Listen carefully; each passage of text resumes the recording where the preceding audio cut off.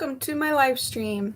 My name is Elizabeth from Old School and Eclectic, and here on YouTube I am Old School and Eclectic Crafts, and welcome to my Wednesday live stream. I should put my phone on Do Not Disturb. That way I don't get more alerts. I'm pretty sure that was my alert saying, oh, by the way, you're live right now. Okay, that is silence now. As you can see, we're at a different angle today. That way, hopefully you can kind of see what I'm working on as we talk. Sorry, I just realized that my piece of paper with all my notes on it is missing. Just a second.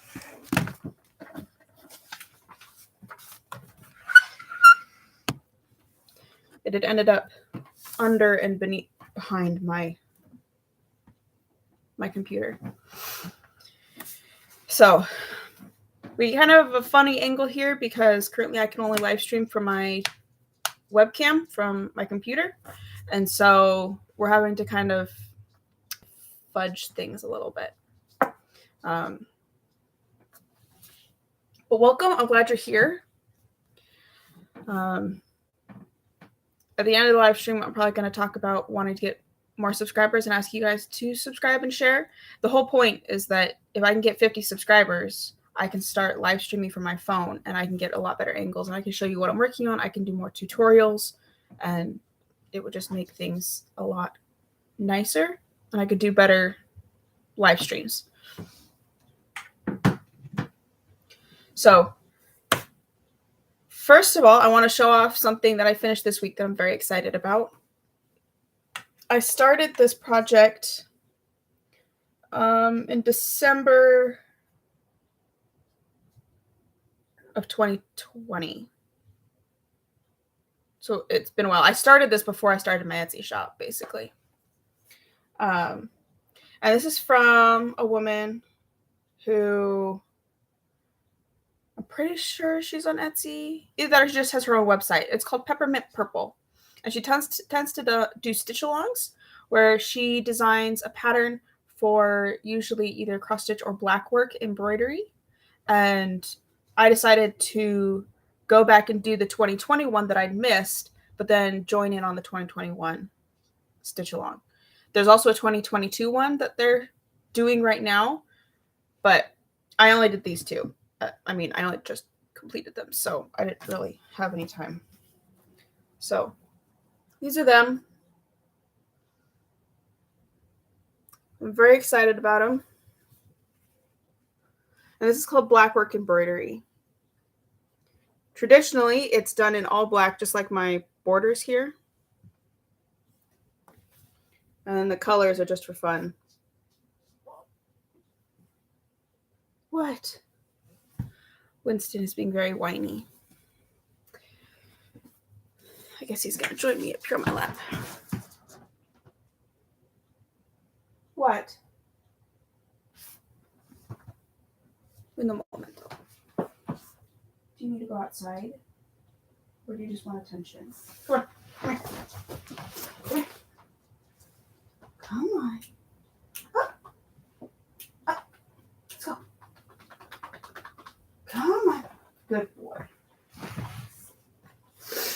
All right. He's going to be on my lap, I guess.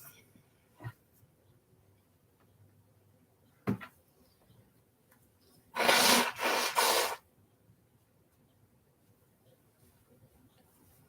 right. I hope you'll excuse any sniffles I might have during this live stream. Come here. Burlap tends to be very dusty, and it sets my allergies off. So I end up all itchy and with a runny nose. So I wanted to show off my Peppermint Purple stitch along from the last couple years because I finally finished and I'm very excited about it. It's what I've been working on late in the evenings when I'm not doing work anymore for the day and for when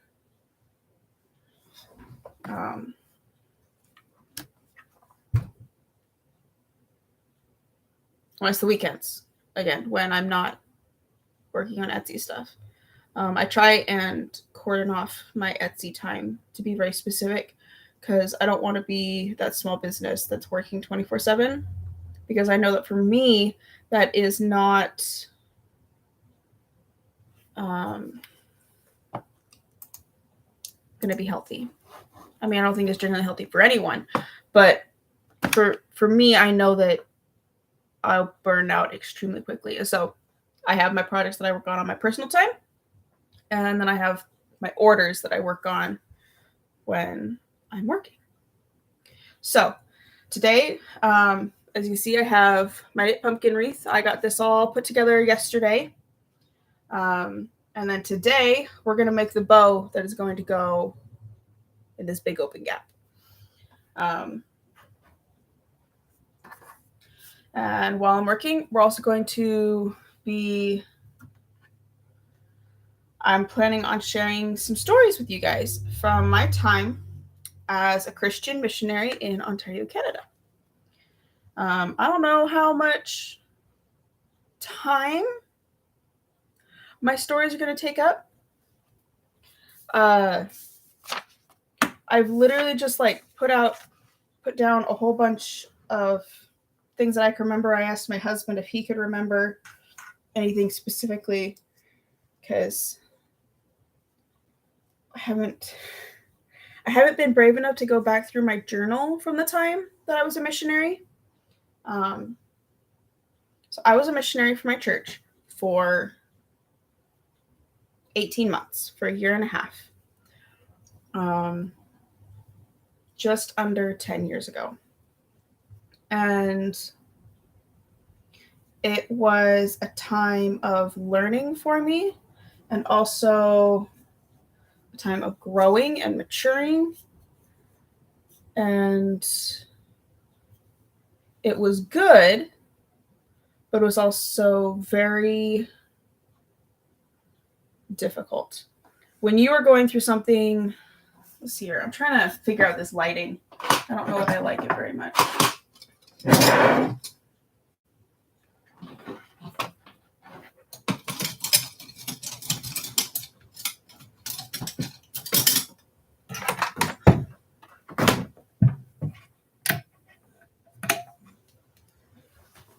Let's see if this just makes it awful or if it actually helps. Hello. Let's turn you off. Yes, no. Let me know if you guys don't like that. When you're going through something that is helping you to grow and mature, it hurts. Growing up can hurt. And so while being a missionary was very, very good for me, I matured a lot and I grew a lot and I became a better person. It was also very, very stressful and very difficult for me. And so to go back through my journals that have all these stories recorded, which I kept a really good journal through my entire time as a missionary in Canada. Though I kept those really good journals, I've been scared to go back through them because I don't know that I want to see the record of me going through this really difficult growing process. It's been almost 10 years now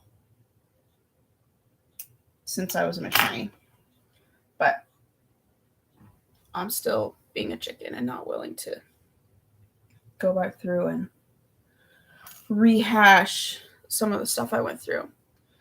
Like I said, it wasn't terrible things. It was just a period of growth that was very difficult for me. But that's not necessarily what we're going to be talking about. I just wanted to share some stories.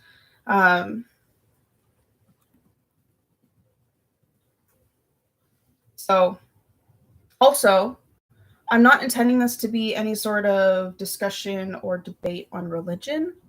I just want to share some stories from my experience being a missionary and living in Canada as a missionary for a year and a half. I had a couple people recently tell me that I need to write a book about my time in Canada. And I don't know if any of my stories are actually book worthy or not, but we'll find out.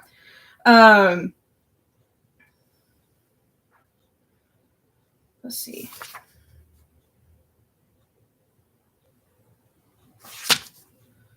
So I served as a missionary for my church for 18 months back just less than 10 years ago. I was serving in Ontario, Canada, around the Toronto area. I was never actually in Toronto, but I was all around it. I tended to be in farmlands and very, very rural areas, which actually is very familiar to me, having grown up in the Midwest and always having lived in the Midwest United States. It was all fairly familiar territory to me.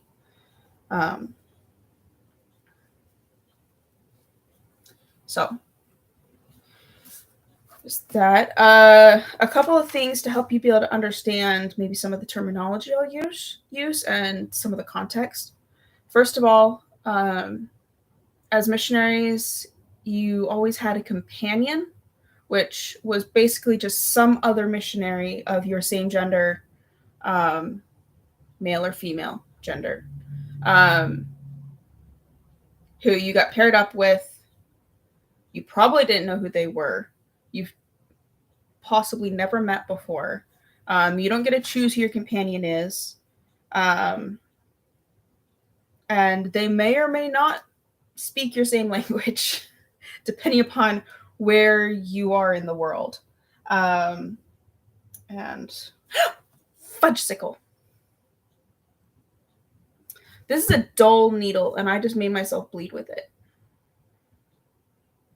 That really, really hurt. Oh, that really hurt.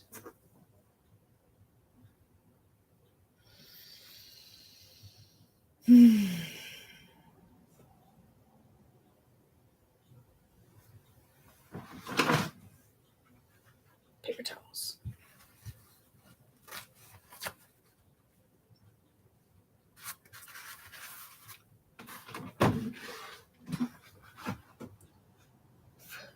So, as a missionary, you would get paired up with someone else, possibly two other people. So you'd be with there'd be three of you instead of just two. The whole idea behind that is for safety reasons for the missionaries themselves, but also if you're familiar with the New Testament, I think it's okay. I don't actually really know. But it's in the New Testament where they talk about doing missionary work and teaching others, and by two, go and preach, and by two or more witnesses, you'll know the truth. That whole concept. So that's where that comes from. But so we'd be in pairs of two or three, sets of two or three, and you'd have a companion or companions. So that's an important little fact, because I'm going to be talking a lot about my companion. Now, you don't always keep the companion through your entire mission. In fact, you almost certainly wouldn't keep your same companion. You usually change companions every couple of months. You also didn't stay living necessarily in the exact same town for your entire time, but you would move from one area to another, teaching people about Christ and doing service for people. So that's just kind of some basic information that would be helpful to give you some context for my stories. Symbols are helpful, and I should remember to use mine.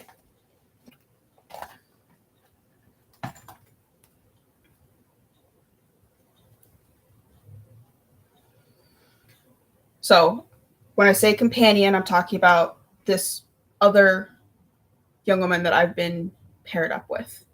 The missionaries that I served with were all young adults between the ages of 18 and about 25. I was 22 at the time. There were some senior missionaries, which were basically grandmas and grandpas who wanted to go out and serve. As missionaries, you don't get to choose where you serve. So the fact that I went to Ontario, Canada wasn't my choice. It was where I was assigned. And I loved it. I was very excited to be serving in Canada. I'll also be talking about like areas, like the area that I'm in. That's the geographical area that I'm in. And that was always defined by the congregation I was serving in. And the congregations in our church are defined by geographical areas rather than by denominations or which preachers, where we don't have preachers. Our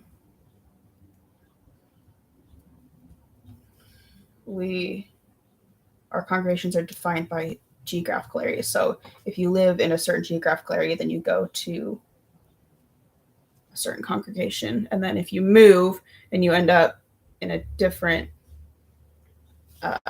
geographical location, then you go to the different congregation. So you don't really get to pick and choose which congregation you go to. So when I talk about areas, I'm talking about that geographical location that has been defined for that local congregation.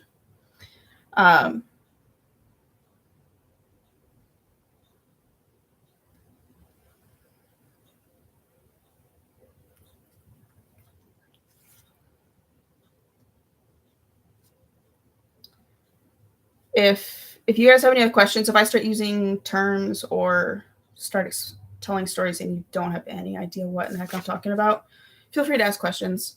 Like I said, this isn't meant to be any sort of discussion on religion or anything like that. I just want to tell some stories.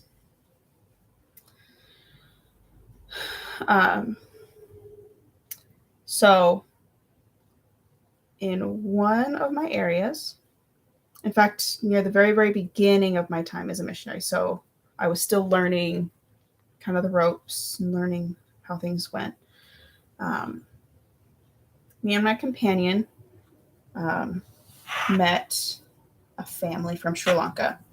Now, you guys may or may not be familiar with what tracting is. That's where you go and you knock on doors. It tends to be a joke now because people really hate when churches go out and knock on people's doors. So we really weren't supposed to do it very much because people hate us so much.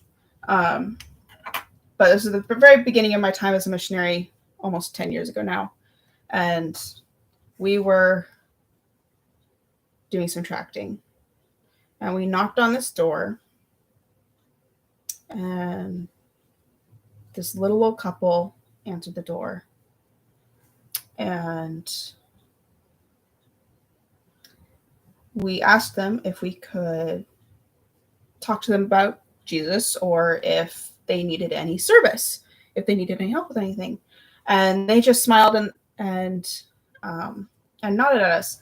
This was they were from Sri Lanka, and being Indian, their response was that little head wobble that the Indians do. And come to find out, they didn't speak any English. We were talking to them in English. They didn't speak any English. But they seemed so excited that we had knocked on their door and that we were there. And somehow, I don't know how, because of course they couldn't understand us, we set up to come back and start teaching them English. And it got to the point where we were visiting them at least once a week to teach them English. it may have even been more than once a week. Like, we saw them a lot. And eventually we even met their son, who was about me and my companion's age, early 20s. I mean, yeah, I think he was in his early 20s. He might have been in his late 20s into his 30s based on the education level that I know he had. But it was, I still think about, so I'm going to call them K and S. K was the old man and S was the little old lady. And they were just so sweet and super friendly, and they just wanted to learn English, and they kind of adopted me and my companion. And Doc, what are you doing? This is tail and his butt sticking up in the air, and he's like crouching on my lap. Do you want down? Do you want down? There you go. Always try and take the hard way down.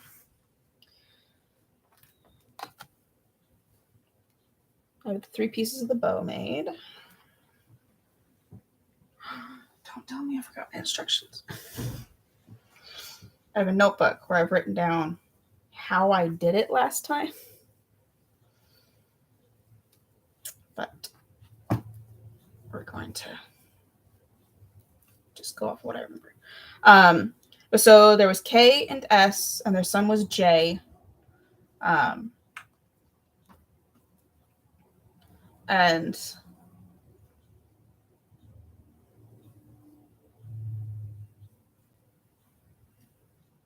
they were super, super friendly. I loved them. I still think about them on a regular basis and wish I could check up on them and make sure they were doing well.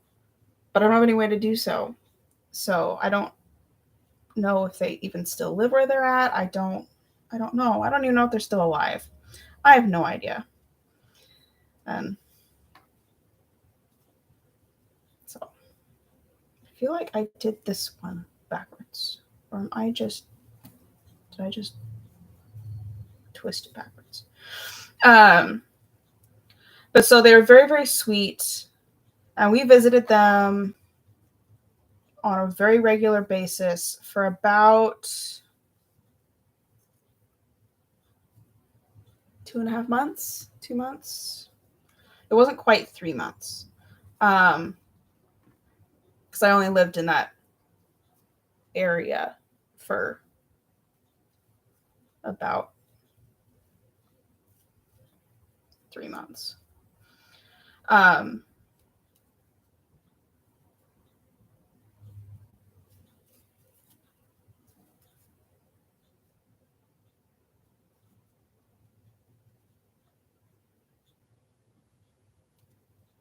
Sorry, I'm thinking really hard about how to orient these.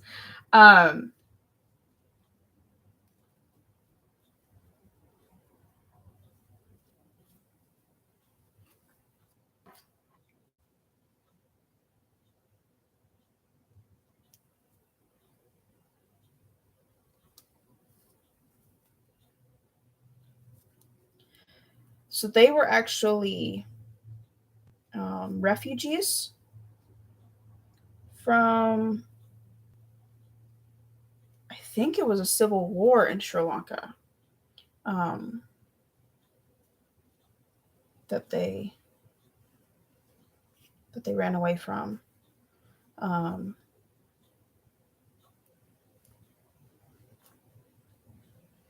so they had come to Canada to be able to get away from war. S had massive scarring. Like, she had an entire chunk of like her calf missing, and like part of her shoulder, where I think what happened was that it was shrapnel. Like, a bomb had gone off and like blown bits of her off. And it hurt her quite severely. The English phrase book that they were using, she said it was a tiger, but I don't know if it was actually a tiger attack or if it was a bomb. I think it was a bomb. But But this poor old woman had these terrible scars where just parts of her body were missing because of this war that they'd been in. And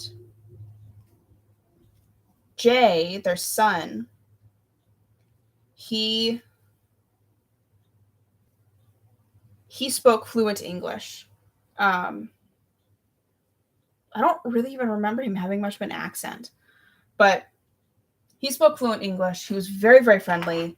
I really liked Jay. He was nice. Like I said, he was close to our age. And when he lived at his home in Sri Lanka, he had like 2 or 3 doctorate degrees. So he was very, very smart, had a very high education. But once he moved to Canada and he had to learn English, it was as if none of that education counted for anything. Because if you don't speak English, even if you are the smartest person in the world, or if you don't speak the language of like the country that you're in, what doesn't count for? Because you can't communicate it to anybody. And so he had this terrible time trying to be able to communicate with people and trying to actually make use of that education. Plus, when he did start going back to school in Canada, none of like his credits or degrees transferred. And so it was as if he had never gone to school, according to like the colleges in Ontario, which really sucked given that he had so many doctorate degrees and education, like so many degrees, and had obviously taken years of school. And it was just really sad to see and to hear these stories of his struggle trying to get some bit of education in Ontario and being able to get the education he did have to transfer over. Yeah, it was just really sad.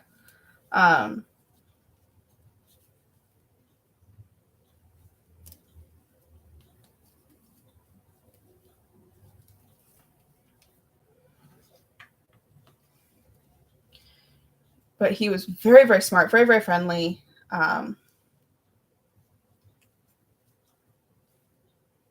He definitely took after his parents in being just super nice and very kind and very hospitable. He was just a nice guy. I'm working really hard on this. I don't even have a thread ready, so I'm going to have to sit it down anyway. I don't know where my needle is. There it is. But so he's just this really nice guy. So, yeah. This is the family I think about on a fairly regular basis, just wondering how they're doing and what's going on in their lives. But basically, we tried teaching them English for almost 3 months, visiting them on a regular basis. And then I got transferred or moved to a different region, which, again, you don't get to choose where you go. So you don't get to choose where in the world you serve as a missionary, but then as a missionary, you don't get to choose what regions or congregations you get moved to.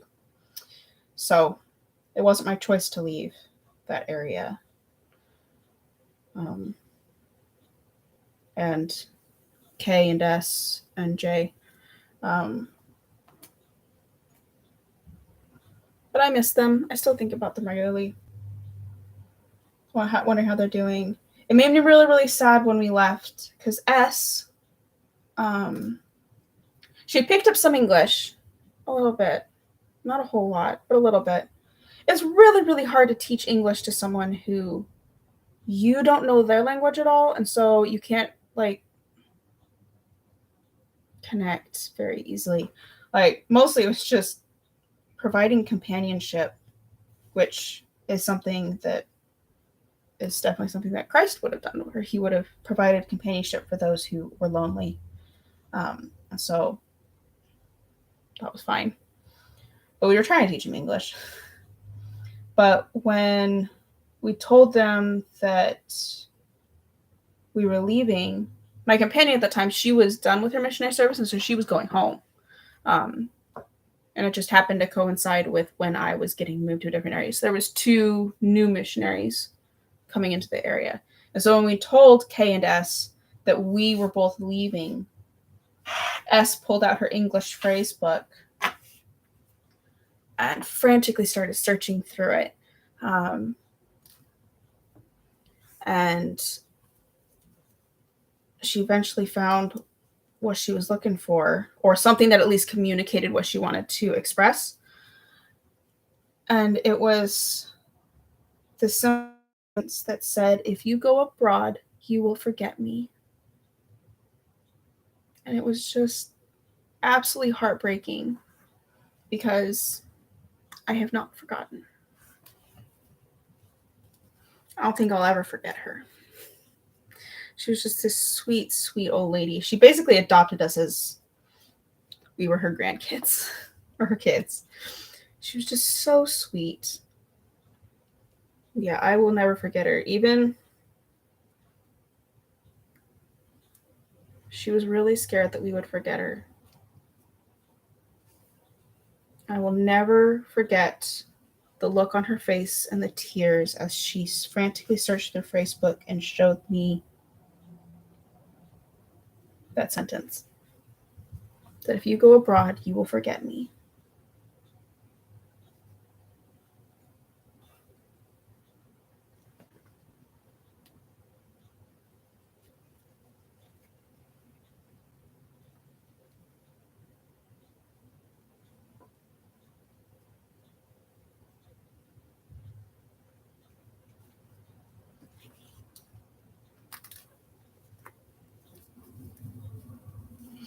All right, so there's the basic form of the bow. I'll fluff it when I get it attached. Okay. So then this is going to go there.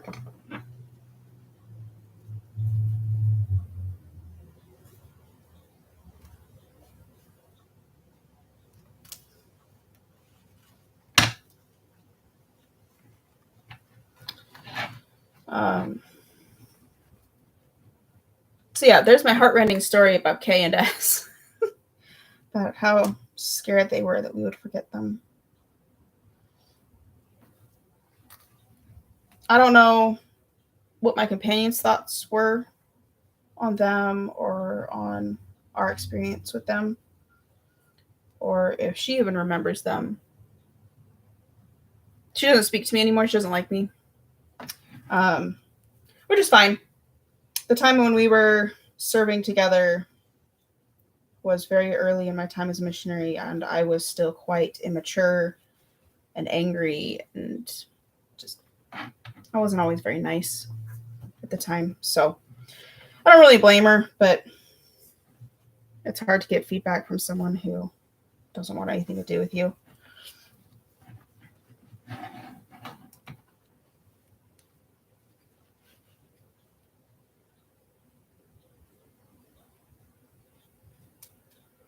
I'm just kind of guessing right now where to put this. I'm just going to tack it.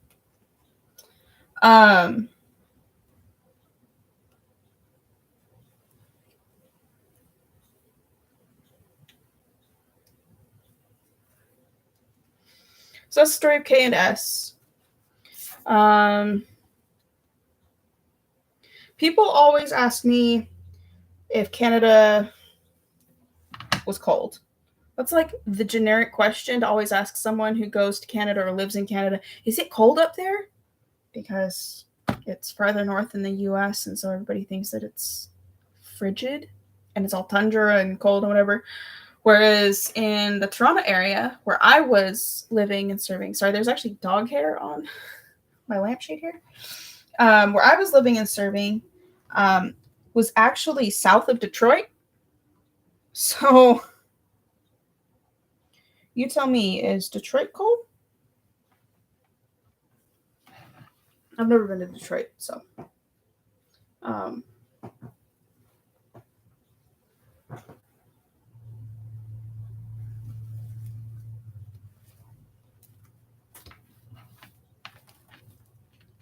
Yeah, so I was actually south of Detroit.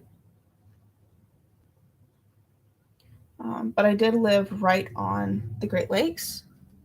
So we did experience the lake effect, which I had never heard of the lake effect, but I experienced it a lot.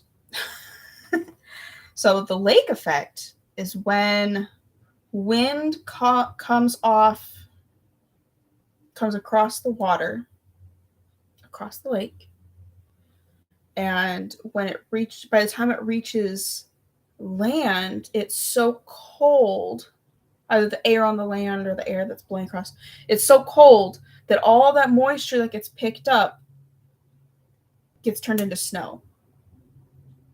And so instead of, say you're on like a California beach and you get like the sea mist blowing and you feel like the moisture in the air and the spray of the water, instead you get a sudden blizzard where all that water is frozen. So there would be times when maybe it was snowing, maybe it wasn't, when all of a sudden there'd be whiteout conditions because some breeze came off the bay.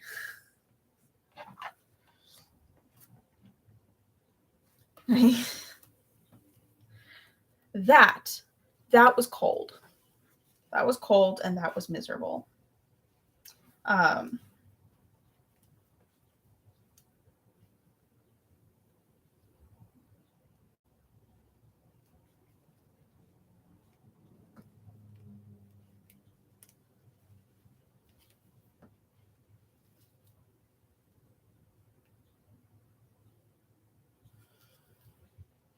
There was this one time when my companion and I were trying to clear snow off of our car so we could drive. Excuse me. And I was cleaning off the front windshield and she was cleaning off the back windshield. And I had my back to her and I thought that she had brushed the snow over the car and like was basically messing with me. It was like brushing the snow onto me. And I turned around to kind of snap at her because I mean, I was cold. I was miserable. It was cold. And I turned around to snap at her only to find out that it was in fact not her. It was the lake effect. So when I turned around, I got this face full of snow wind, just so cold. So, yeah. That was really, really cold. Just getting a face full. Have you ever had someone like throw a snowball in your face? Imagine that, but it's actually like Mother Earth just throwing snow in your face constantly.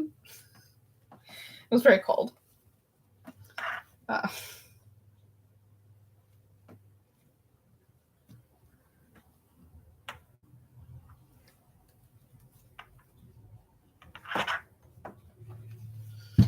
I could probably make this wreath a lot faster if I just hot glued everything. But something about hot glue just makes me feel like I'm cheaping out on whatever I'm doing. And I just can't bring myself to do it. What do you guys think about hot glue in professional crafts? Does it look unprofessional to find out that something has been put together with hot glue? I would love to hear your thoughts on that.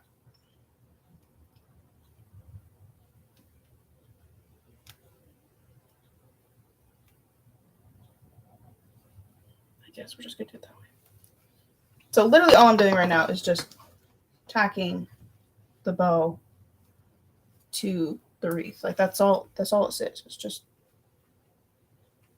trying to attach it whatever way I can.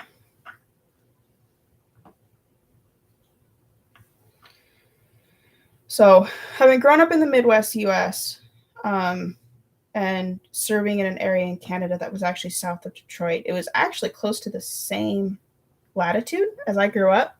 So in that instance, it actually wasn't all that much different than what I was accustomed to. The only thing that was really different was the lake effect because I'd grown up in landlocked states.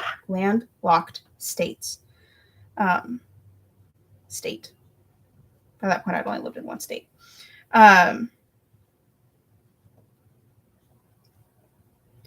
So, yeah, it wasn't much different from where I grew up. I am going to run out of time before I'm going to run out of stories. I feel good about that, actually.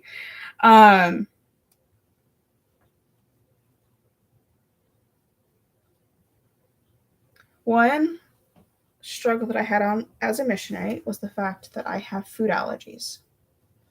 At the time when I first started serving, I knew that I couldn't have wheat, that I needed to be gluten-free. And I had been gluten-free for quite a few years by that point. So I was fairly familiar with everything that I could eat or I couldn't eat. And so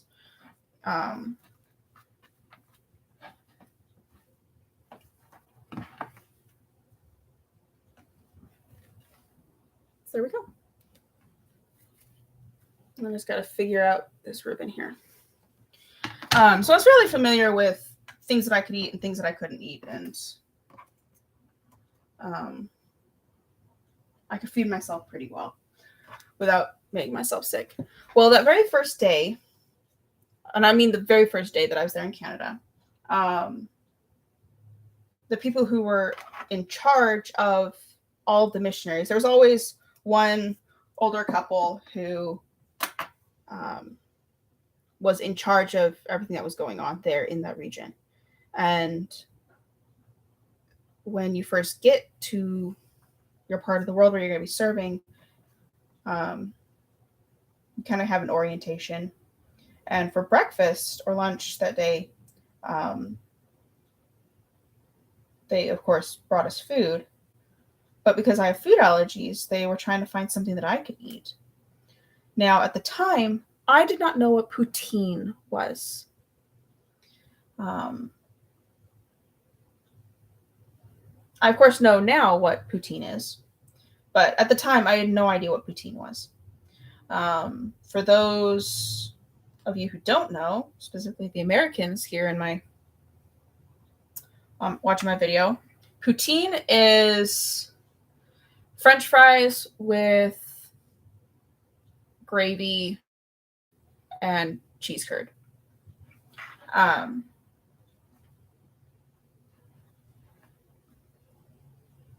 And so while everyone else had some other meal, I had been brought some poutine and some chili, I think from Wendy's, actually. And I had asked them, the people who brought me the food, if it was gluten-free. And they're like, yeah, that's why we got it. That's why we got it, because it's gluten-free. And I was like, okay, whatever. Like, I'm not familiar with this food, so I can't determine for myself because I have no idea what it is. And so I ate what they served me, and come to find out, it did have wheat in it. As a result of eating the food they served me that had wheat in it, the whole first week that I was a missionary in Canada, I was very sick because I ate something I shouldn't, even though they told me that it was fine. So that was the start of a very long year and a half where on a fairly regular basis, I would usually on accident be served food that I couldn't eat. So it wasn't uncommon for me to be ill on my mission as a missionary. Just because I would end up eating food that I was allergic to.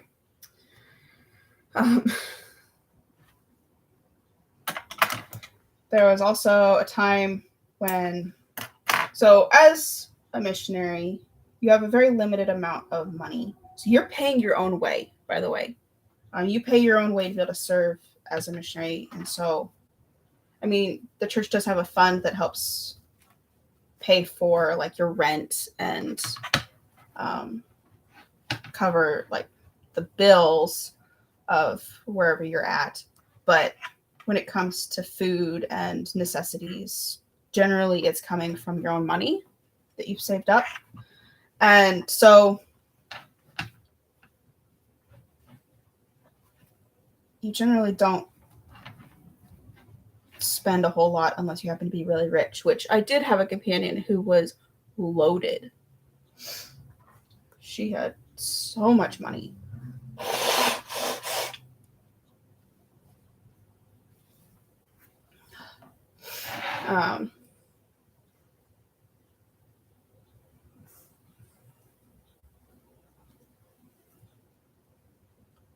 So I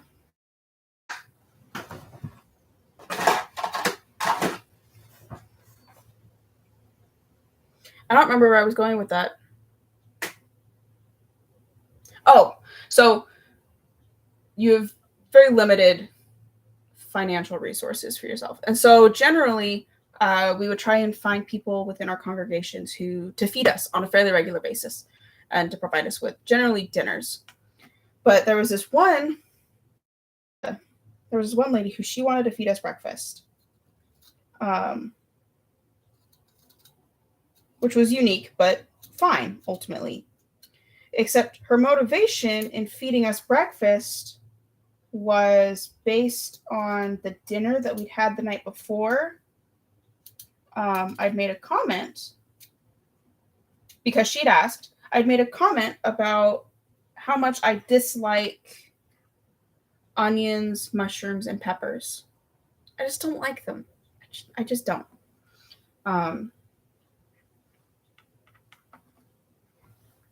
so she was like, oh, she was kind of upset that how dare I dislike such healthy food for me. But she's like, well, I'm going to feed you guys breakfast. I'm going to show you how to cook onions, peppers, and mushrooms in such a way that you'll like them. And I'm going to make this breakfast for you. I'm going to make you omelets tomorrow.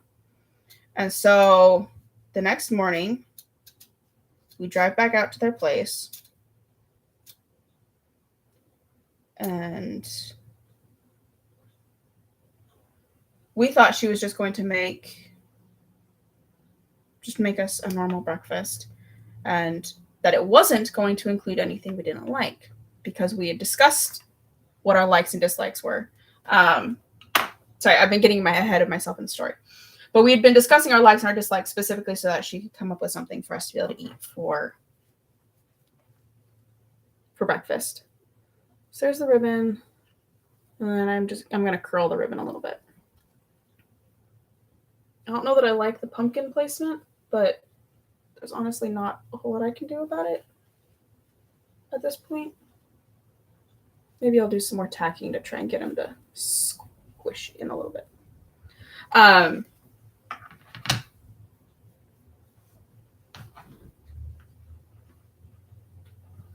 Just so.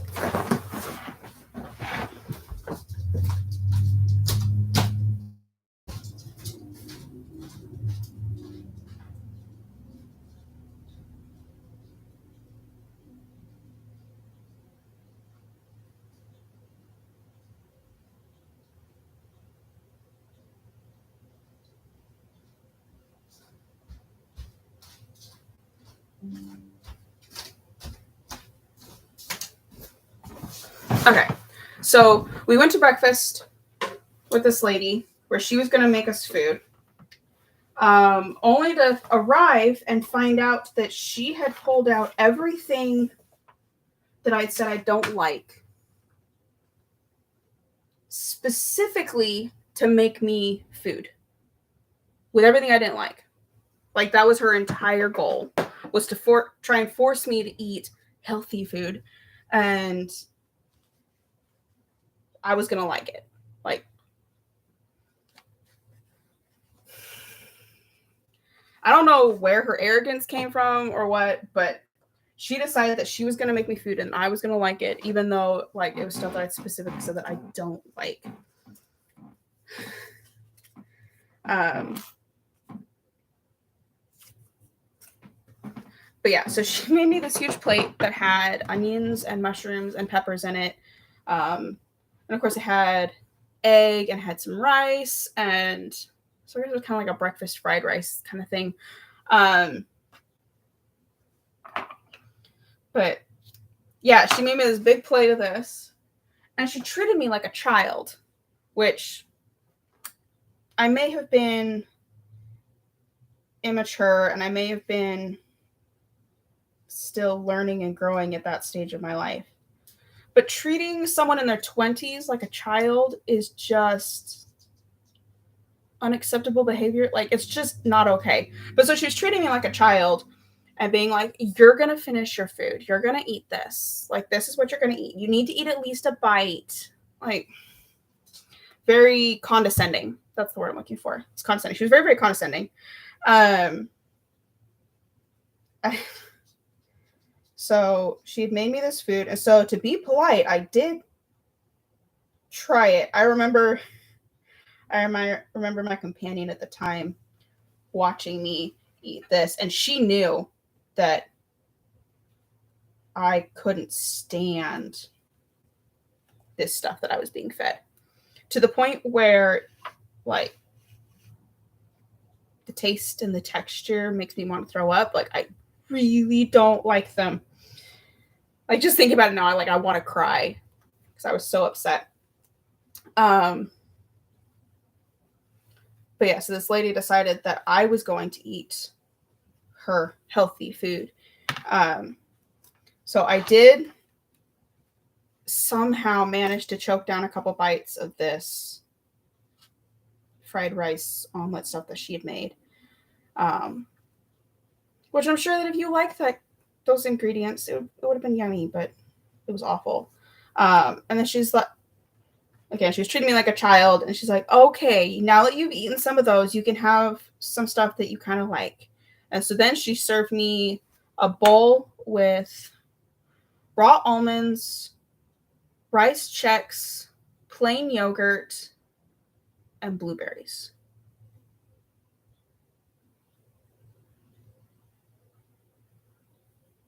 Which isn't a terrible breakfast, but I don't like any of those things either. Now, none of them make me want to throw up like trying to eat onions and mushrooms and peppers does, but I also don't like those. That was a terrible morning. That was a really, really bad morning for me.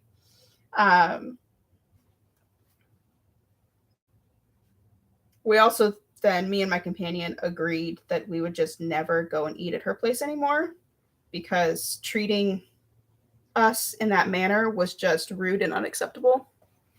So yeah, so we never went and ate at her place ever again. Because yeah, that was just rude and unacceptable.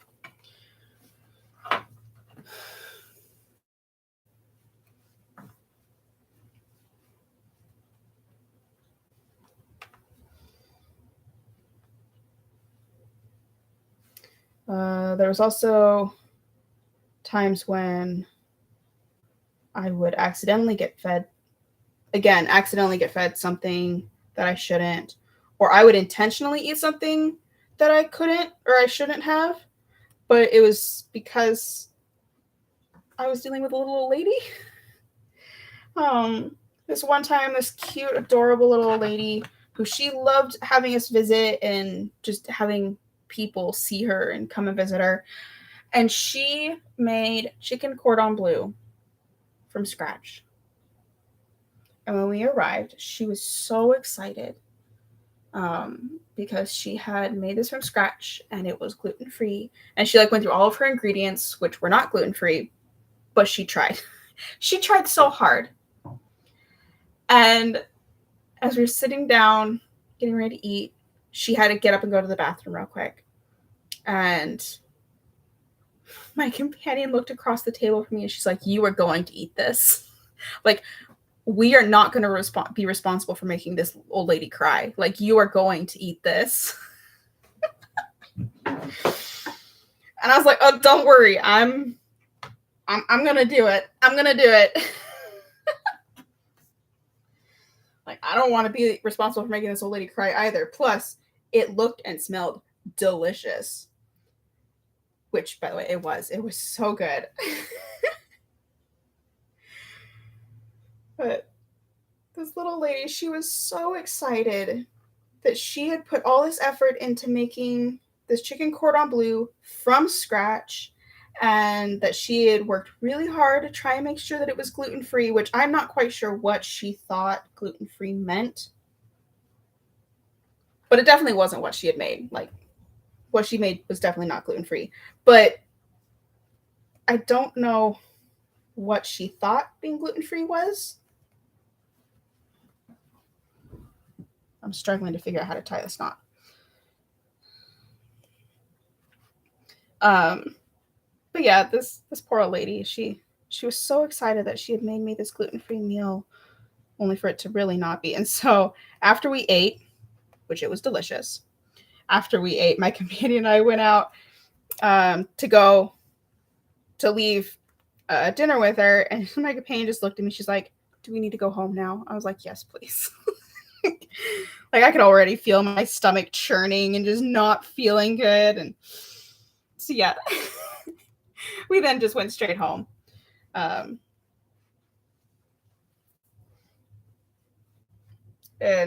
being a missionary, generally we stay out until a certain time trying to teach people about Christ and doing service for people for a certain amount of time throughout the day. And we generally don't come home until a certain time at night. And this was like 3 hours early. But we decided that my health was a little more important at this moment than necessarily following all the rules exactly. So that was delicious chicken cordon bleu, for the record. It was so good. Definitely worth it.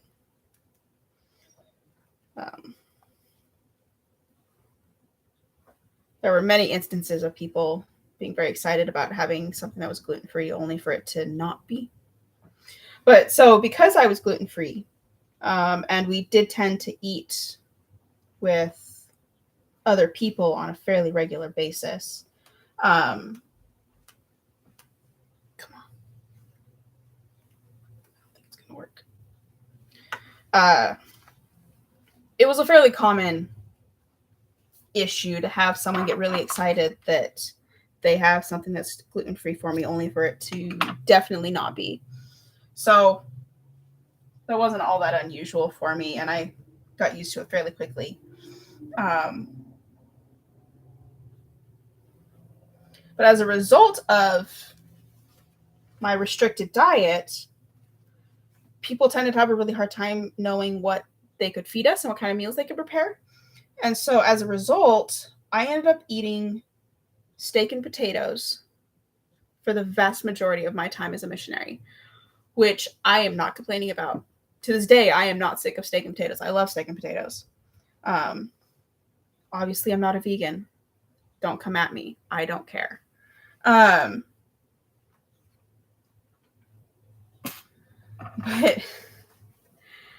something else that they would feed us is that they always wanted to give us dessert, which is fine. That's great. Dessert's great.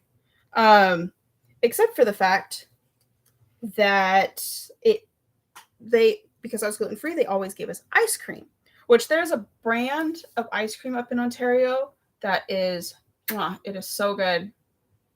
Anyone from up in Ontario knows the brand, and I don't remember what it is. But it's very specific, and it is absolutely delicious. And so we always had ice cream. Every single night we had ice cream for dessert.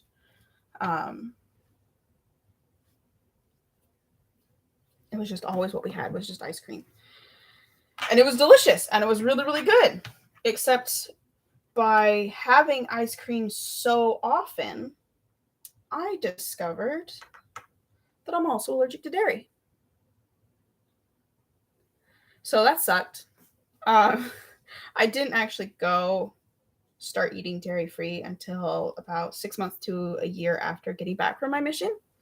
But yeah, I started realizing pretty quick that dairy was making me ill. And that was it just sucked. That's it. It just sucked. All right, so there's the wreath.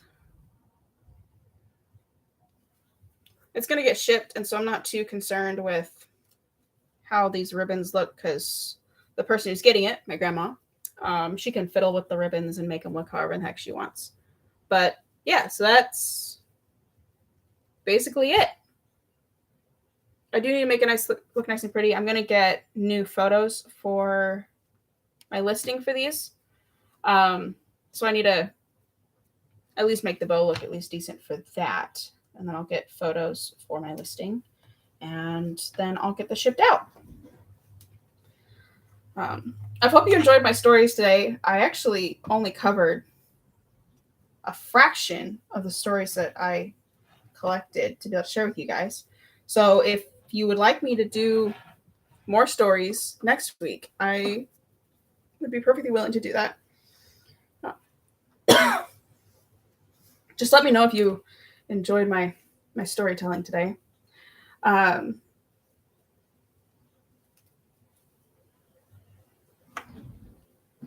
kind of like that.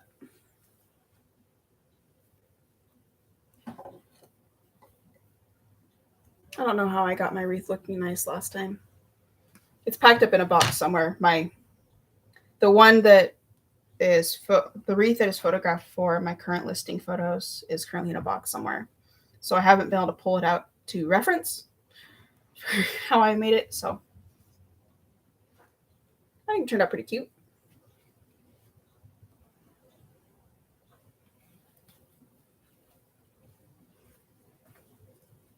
I hope she likes it. I hope you guys like it. I hope you guys have a good week.